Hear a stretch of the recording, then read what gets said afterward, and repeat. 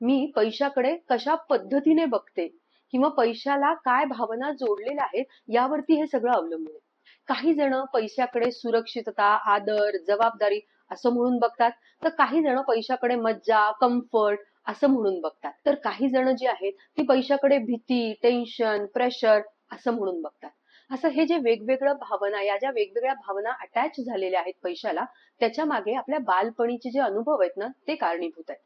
माझ्या बालपणी जर का मी सतत पाहिलं असेल की पैशामुळे ताण आहे घरात, भांडणं होत आहेत आई-बाबांचे किंवा सतत प्रेशर जाणवतंय, तर साहजिकच पैशाशी असलेली जी भावना आहे किंवा पैशाला जोडल्या गेलेली जी भावना आहे माझी, ती असुरक्षिततेची असणार आहे, ती टेन्शनची असणार आहे, ती प्रेशरची असणार आहे. पण त्या उलटच समजा माझं बालपण सुदृढ गेलं असेल, ज्यामध्ये पैशाचं फारसं कोणी बोलत नसेल घरामध्ये किंवा ते टेन्शन नसेल पैशाशी कनेक्टेड, तर मात्र मला पैसा हा रिलॅक्सिंग, मज्जा करण्यासाठी असणारा असं सगळं समजणार आहे. त्यामुळे माझ्या पैशाशी निगडीत असलेल्या काय भावना आहेत, हे मी जाणून घेतलं पाहिजे.